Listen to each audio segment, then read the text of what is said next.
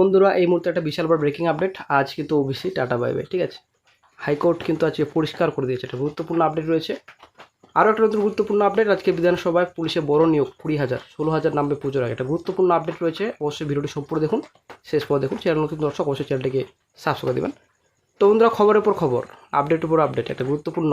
আসলেই এই রাজ্য সরকার আসার পর শুধু ব্রেকিং আপডেট আর কিন্তু কোনো কিছুই নয়।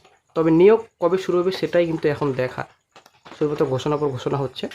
যাই হোক, আমরা আশাবাদী এই নতুন রাজ্য সরকার আমাদের জন্য অবশ্যই ভাববে। তো যাই হোক, আমরা চলে আসছি বিস্তারিত। তো ওবিসি নিয়ে আলোচনা করছি। প্রথমে রাজ্যের ওবিসি সিদ্ধান্তে শিলমোড় দিল কলকাতা হাইকোর্ট। তালিকা থেকে বাদ 74টি জনগোষ্ঠী।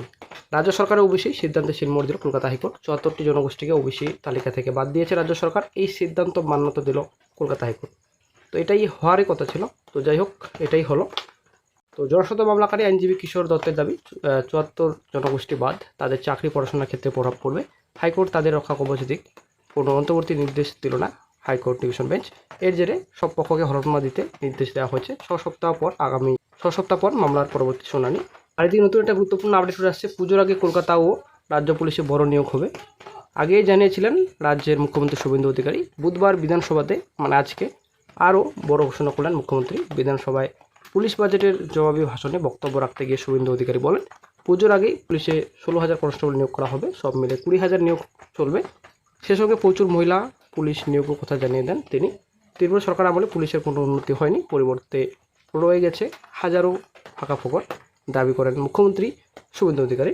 জানিয়ে দেন, সরকার বদলের পর কলনাচে বদলে পুলিশকে আরও স্মার্ট করে তোলাই লক্ষ্য রাজ্য সরকারের।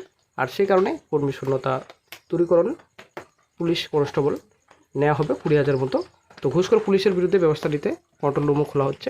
প্রসঙ্গত, রাজ্য পুলিশের মোট 1,21,344, এখনও পর্যন্ত 43,073 পদ ফাঁকা। পুজোর আগে রাস্তার নামে 16,000 কনস্টেবল। সব মিলিয়ে মোট 20,000 নিয়োগ করা হবে। শুধু শূন্যপদে নয়, থানায় পরিকাঠামো উন্নয়নও হয়নি বলেই জানান মুখ্যমন্ত্রী। তার কথা, কলকাতা পুলিশ সিস্টেম কিছুটা আছে, আর বাকি সব জিরো।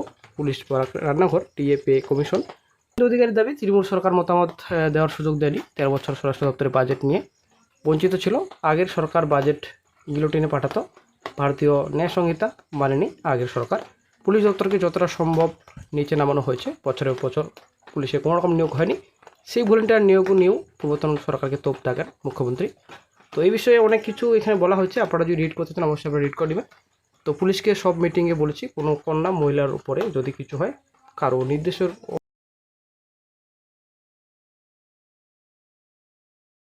তো অবশ্যই আপনারা রিড করে নেবেন, ঠিক আছে। তো যাই হোক, একটা বড় আপডেট, পুজোর আগেই নিয়োগ হবে 16,000, ঠিক আছে। 20,000 মতো ভ্যাকেন্সি আশা করছি শিগগিরই আপডেট পাওয়া যাবে। পুজোর আগেই 16,000 নামছে এবং বাকি 20,000 মতো এই